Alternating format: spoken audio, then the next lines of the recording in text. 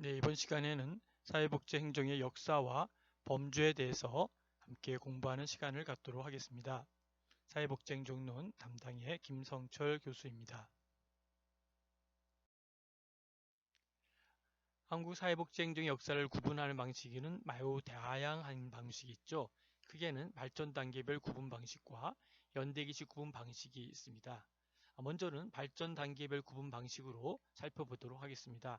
장인혁과 이종효 교수는 이런 산업화라고 하는 측면에서 이전 시기, 이후 이렇게 나눴고요. 그 다음에 김용정, 김인혁은 사회복지 행정의 형성기, 그 다음에 성장기, 패러다임 전환기로 나누었습니다. 권육상 교수는 사회복지 행정의 미인식 단계, 인식 단계, 행정의 확장기로 나누었고요. 황성철, 최성재, 남기문, 서보준 교수는 미인식 단계, 명목상 인정 단계, 실질적 중요성 인식 단계로 나누었습니다. 그러면 연대기식 구분 방식을 살펴보면 신복기, 고재호, 고수연, 심상용, 한신의 교수는 바로 이런 일제, 그 다음에 미군정하의 사회복지행정, 그 다음에 제1, 2, 제3, 4, 제5, 6 사회복지행정, 그 다음에 문민정부의 사회복지행정, 2000년대 이후의 사회복지행정으로 나누었습니다. 양승일, 정혁인 같은 경우는 암흑기, 형식기, 실질적, 확장기 이런 식으로 나눈 것을 볼 수 있습니다. 자, 이번 시기에는 사회복지행정의 미인식기 1920에서 1970년대 사이 중에 미인식기인 광복 이전의 상황을 한번 살펴보도록 하겠습니다. 1921년도죠. 조선 총독부 내무국에서 사회과가 신설이 됩니다. 여기서 한 큰 일은 우리나라의 사회복지 사업의 지도와 통제를 전담하는 시기를 갖게 되죠. 그러면서 나름대로 이제 거의 1910년도에는 사실은 일제강점기가 시작되면서 종래의 시혜적인 구제사업은 거의 자취를 감추게 되었습니다. 그래서 1932년도에는 이제 항무국에서 항무국 사회과라고 그러죠. 항무국 사회과에서 사회복지 업무를 총괄하였고, 일본에서는 1929년도에 구호법을 제정합니다. 이 구호법을 제정해서 현대적인 형태의 구빈 행정을 실시하였다는 것이죠. 그런데 조선에 대해서는 우리 민족의 순응을 이끌기 위한 소위 정치적 목적이죠. 정치적 목적으로 식민 통치의 일부로 공적인 시해 활동만을 전개하게 됩니다. 그리고 나아가서 1944년도에는 조선 구호령을 공포하면서 65세 이상의 노인 또는 13세 이하의 아동, 그리고 임산부, 장애인, 그리고 질병으로 인해서 노동이 어려운 자에 대해서 생활부조, 의료부조, 조산부조, 그 다음에 생업부조 이렇게 4개의 4대 생활구호를 담은 공적 구호 방안을 제시하게 됩니다. 구호의 방법으로는 거택구호를 원칙으로 했고 필요시 수용구호도 하도록 했습니다. 그러나 조선구호령은 일제가 조선의 저항을 무마하고 회유하기 위한 형식적이고 명목적인 나름대로 법률상의 명문 규정에 불과하였고 미실제로는 제대로 작용했는지에 대해서는 회의적인 것을 볼 수 있습니다. 다만 조선구호령은 미군정기의 공적구호 활동과 또는 건국후 생활보호법 제정에 기초한 상황에서 진행되었고요. 우리나라 공공구호 행정의 근거가 되었다라는 데 큰 의의를 두고 있습니다. 1945년도죠. 이때가 어떤 때일까요? 광복이 일어나는 거죠. 우리나라의 광복으로 인해서 새로운 국가를 건설할 기회를 맞이하였는데 미군 진주에 의해 다시 말하면 독자적인 정부를 수립하지 못하였고 3년간 미군정이 실시하게 됩니다. 미군정은 1945년 10월 보건후생국을 설립을 합니다. 그래서 1946년도에는 후생국보 3호, 그 다음에 나름대로 그 다음에 후생국보 3A호, 그 다음에 후생국보 3C호 등의 일련의 구호준칙을 마련해서 일제의 조선구호령과 함께 시행한 상황을 우리가 볼 수 있습니다. 그 이후에 미 군정의 구호행정은 군정의 특성상 일시적인 구호책에 불과했습니다. 미 군정의 구호 정책은 요 구호자에게 대한 구호의 필요성에 대한 대응한 것이 아니고 정치적 불안에 대응하기 위해서 전개되었다라는 것이 특징입니다. 구호의 범위가 나름대로 포괄적이지 않고 또 수준이 불충분하였다라고 평가하고 있습니다. 미군정 시기에는 구호 행정이 주로 이루어졌기 때문에 전문적인 사회복지 실천 현장은 존재하지 않았습니다. 이것은 긴급 구호 이외에 공공과 민간의 어떤 전문적인 사회복지 조직과 또 전문적인 사회복지 행정이 존재하지 않았기 때문입니다. 1947년도에는 이화여자 대학교 기독교 사회사학과가 설치되었고 비로소 전문 사회사업 교육이 시작되었습니다. 이것은 사회복지 현장의 요구에 의한 것이라기보다는 기독교의 교육 이념을 바탕으로 미국식 사회복지 교육을 도입한 것으로 평가되고 있습니다. 이 시기의 구호 행정의 특성은 계획적이거나 장기적인 관점에서 이루어지지 못하고 주로 혼란과 과도기에 대처하기 위한 기아의 방지 또는 최저 생계비 유지 그리고 의료보호 등의 임시 구호 형태로 시행된 것이었습니다. 따라서 근대적 사회복지 개념에 입각한 나름대로 사회복지 행정으로 보기에는 무리가 있습니다.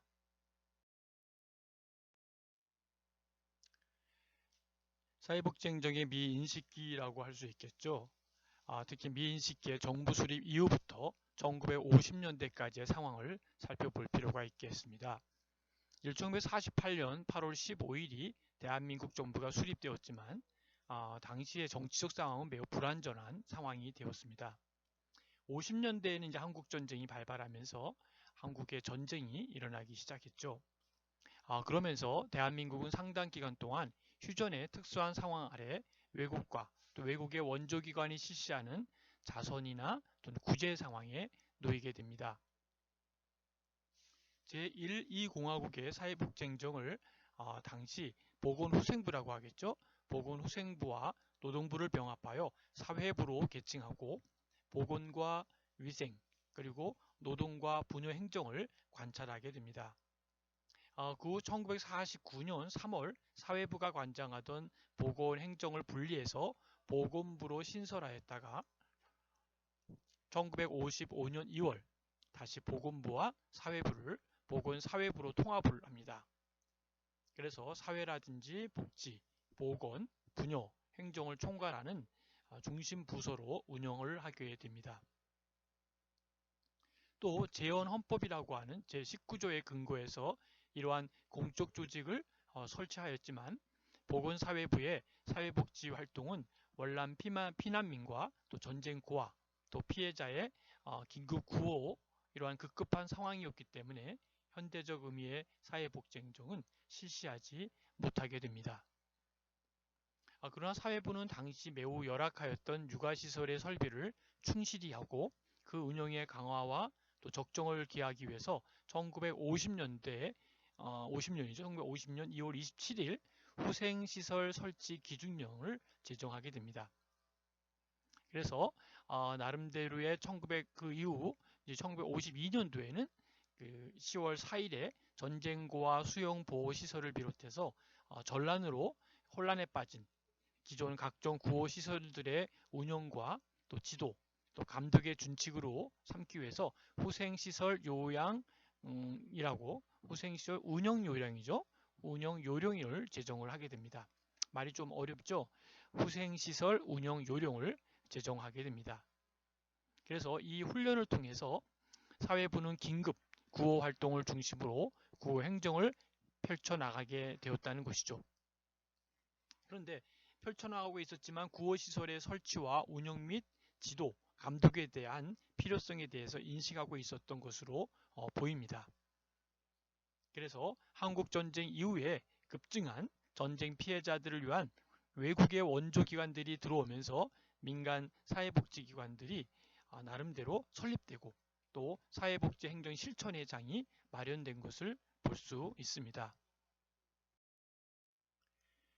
외연기관들의 이제 활동이 전쟁 피해자인 고아나 또 미망인 또 무이탁 노인 또 빈민들에 대한 긴급 구조를 위주로 하였기 때문에 전문적인 원조 활동과 전문적인 사회복지 활동을 수행할 수 없는 상태가 됩니다.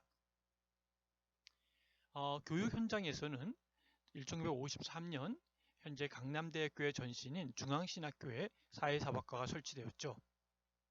그러나 그 전에 1947년도에 이화여자 대학교에서 기독교 사회사학과가 먼저 되었기 때문에 기독교 사회사학과로서는 1947년도에 먼저 만들어졌고 1958년도에 이 기독교 사회사학과에서 사회사학과가 분리돼서 독립학과로 만들어지게 됩니다.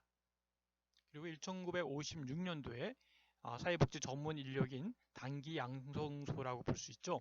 그러한 국립중앙사회사업 종사자 훈련소가 창설이 됩니다.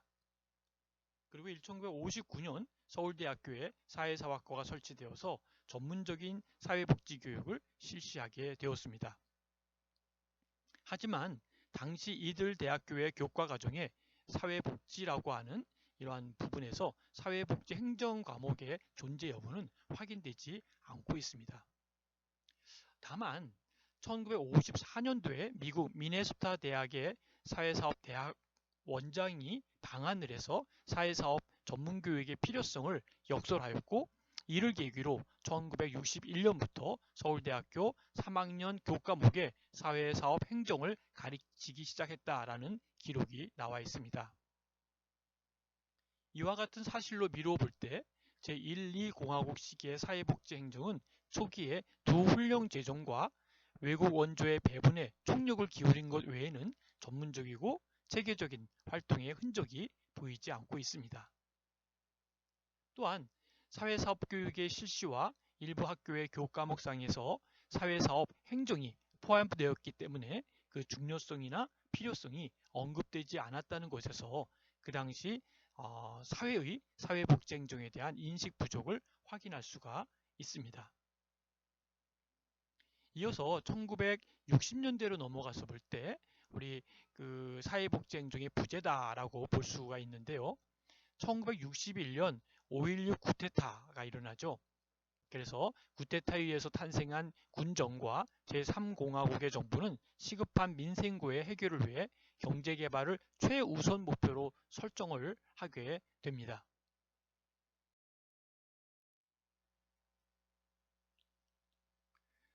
제3공화국은 1962년부터 이제 경제개발 제5개년 계획을 실시하게 되죠. 주요 내용은 외자 도입을 통해서 정부 주도로 하여금 수출 주도형 공업화를 달성하고자 하는 것이라는 것이죠. 이를 위해 정부는 국가 자원을 수출 부분에 집중하고 그 다음에 사회 간접 자본을 확충하고자 하였다는 것이죠. 이에 따라 저임금, 그 다음에 저고가의 정책을 유지하고 분배보다는 경제 개발을 우선시하는 정책을 펼치게 됩니다. 이 시기에 실시된 사회복지 정책이 어떤 것일까요? 우리 상황을 살펴보면 나름대로 국가라고 하는 그 국가를 위해서 헌신한 희생자들과 재해 피해자들에 대한 지원을 위해서 1961년도에 군사원어보상법, 1962년도에 3월 재해구호법, 4월 국가유공자 및 월남 귀순자 보호법을 제정하게 됩니다. 사실 이것은 군사정부의 특성을 반영하고 사회질서 유지에 1차적 목적이 있고 또 전문적인 사회복지 행정으로 사실은 보기는 어렵습니다. 둘째를 살펴보면 생활 무능력자들에 대한 생계보호를 시행하게 됩니다. 그래서 조선구호령을 모방한 생활보호법을 제정하게 되는 것을 볼 수 있습니다.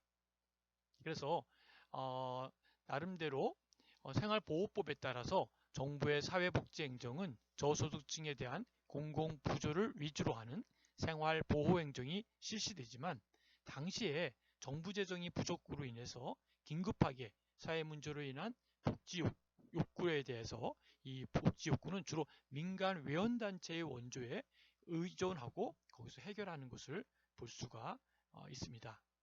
그래서 주무부서인 보건사회부의 역할도 전반적인 생활보호 위주의 정책 수행이었고 나름대로 123개가 되는 외연기관도 거의 전부 저소득층에 대한 원조를 위주로 하였다는 것이죠. 이러한 상황에서 공적 사회복지 행정조직의 역할은 단순한 정책과 계획과 비전문적 활동의 위주였는데 사회복지 서비스의 효과성과 효율성을 생각할 수 있는 그러한 정도가 되지는 못했다는 것이죠. 세 번째 살펴볼 것은 사회복지 분야에 대한 법률들이 제정되었다는 것이죠.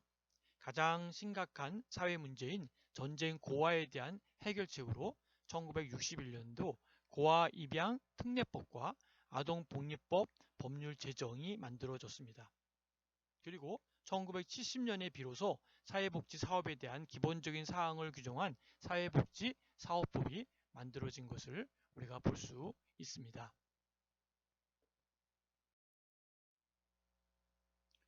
1970년대 후반부터는 경제개발 정책으로 국민의 소득과 또 국가의 재정 능력이 향상되어서 독자적인 복지 문제 해결이 가능하다는 외국의 평가로 외연단체들의 원조의 감소와 중단이 나타나게 되죠.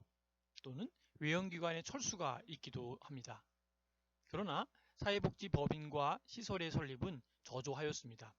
따라서 민간 사회복지 행정의 토대는 마련되었으나 그 실천의 장과 전문성이 부족해서 사회복지 행정의 발전으로 연결되지는 못했습니다. 대학에서는 사회사학과를 운영하는 대학이 1960년대 10개 대학에서 1970년대 13개 대학으로 늘어납니다. 사회사업과를 운영하는 모든 대학은 사회사업 행정을 교과 과정에 포함시키고 있었지만 절반 정도의 대학에서만 전공 필수 과목을 채택하였고 나머지 대학에서는 선택 과목으로 되어 있었습니다. 그러나 당시의 사회복지학자들은 사회사업 행정을 전공 분야로 하거나 행정에 관한 논문을 발표한 적이 거의 없고 행정을 전공 분야로 하는 학생들도 거의 없었습니다. 이 시기에도 사회복지 행정은 교과목으로 명목상 인정되었지만 실제 사회복지 현장에서는 바로 필요성과 중요성이 인식되지 못한 상태였습니다. 다만 공공부조제도의 수립과 사회복지 법인 제도의 도입으로 인해서 공공과 또 민간 이러한 사회복지 행정의 발전에 기초를 마련하는 데 평가가 있는 중요한 때라고 볼 수 있습니다.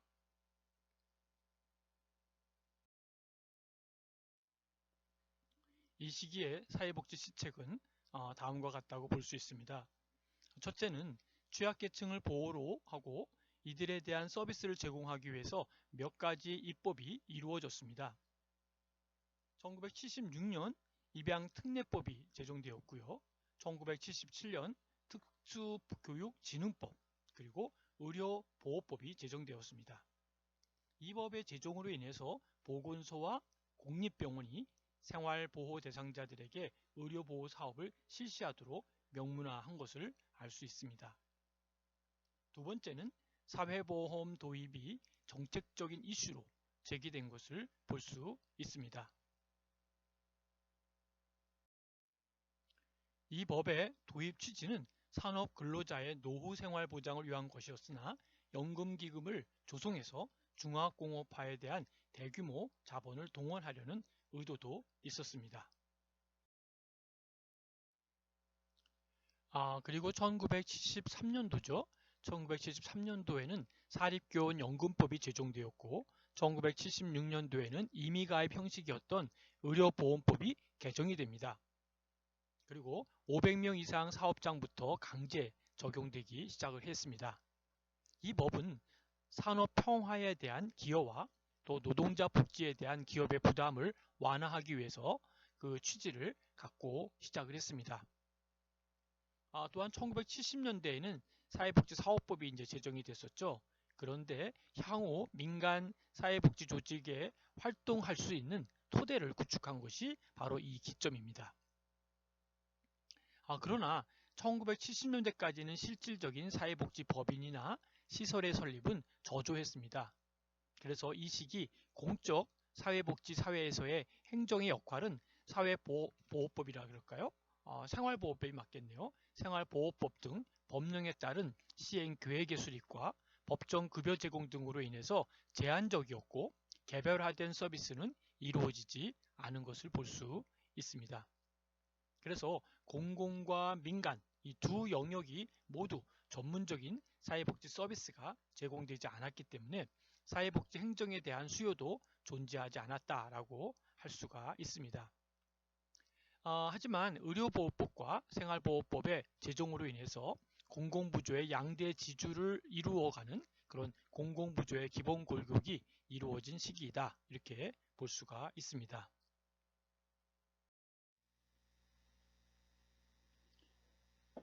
네, 이번 시간 1교시의 요약을 한번 살펴보도록 하겠습니다.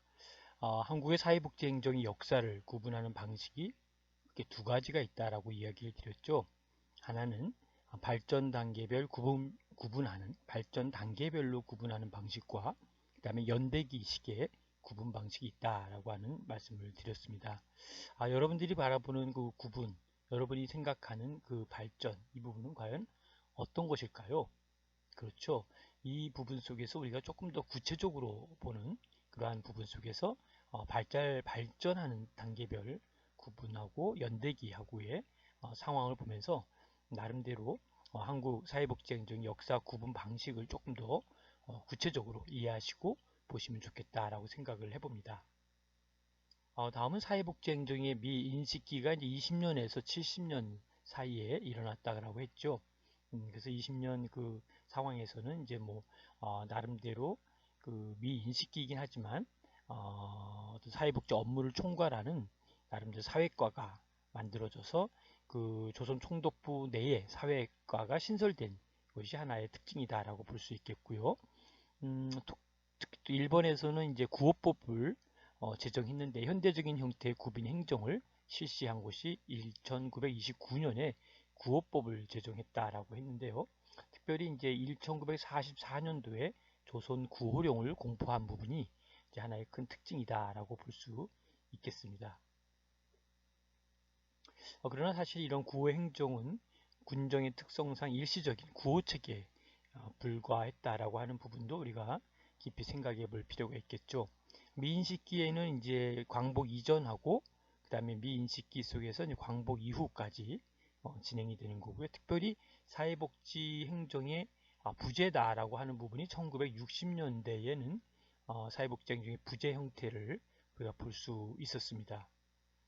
그런 의미에서 이제 사회복지의 정부 수립 이후에 대한 부분뿐만 아니라 이 이후에 이야기했던 사회복지행정의 부재, 이때 이제 큰 하나의 사건과 하나 이것이 1961년도죠. 5.16 쿠데타로 인해서 군정과 제3공화국 정부가 시작됐다라는 것이죠. 여기에 큰 타이틀 하나가 이제 경제개발을 최우선 목표로 설정을 했고 절대 빈곤의 탈피에 주력한 이 부분이 하나의 특징이다라고 볼 수 있겠습니다. 그 시기에 또 하나 이제 실시했었던 것 중에 하나가 나름대로 성장 후 분배 이 기조에 따라서 사회복지 정책의 우선순위에서 이 사회복지 정책은 좀 배제된 이러한 안타까움이 있을 때가 바로 이 또한 1960년대 사회복지 행정의 부재 부분이다라고 하는 것이죠. 이 시기에 실시된 사회복지 정책은 아시는 바대로 국가를 위해 헌신한 희생자들과 피해자들을 위한 지원이 초점을 두었고요. 그 다음에 생활 무능력자들에 대한 생계 보호를 시행했다라는 것도 참고해 볼 필요가 있겠죠. 그리고 또 세 번째는 사회복지 분야에 대한 법률들이 제정된 것을 우리가 이해할 수가 있습니다. 특별히 1970년대 사회복지에 대한 사회복지 사업법이 제정된 것이 가장 괄목한 사건이고 하나의 사례다라고 볼 수 있겠습니다.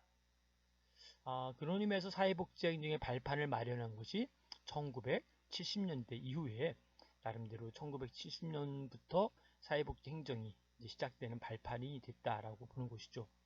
그런 의미에서 이제 나름대로 공공부조 제도의 수립, 특별히 사회복지법인제도의 도입 이런 것을 통해서 공공과 민간 그리고 사회복지 행정의 발전의 기초를 마련한 시기가 1970년대의 시대였다라고 하는 것을 기억하시면 좋겠습니다.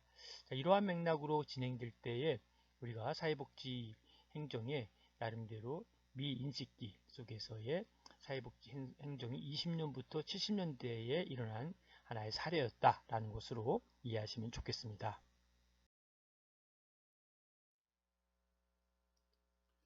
자, 여러분 수고 많이 하셨고요. 경청해 주셔서 감사드립니다. 여기까지 사회복지 행정에 대한 나름대로의 발판기까지 70년대까지의 역사를 보았고요. 이어서 사회복지 행정에 대한 확립기, 그 기간은 다음 시간에 공부하도록 하겠습니다. 저한테 질문이거나 또는 개인적인 또 질문, 또 자료 토의를 하기를 원하시는 분들은 카톡으로 주시면 감사하겠습니다. 좋은 하루 되시기 바랍니다.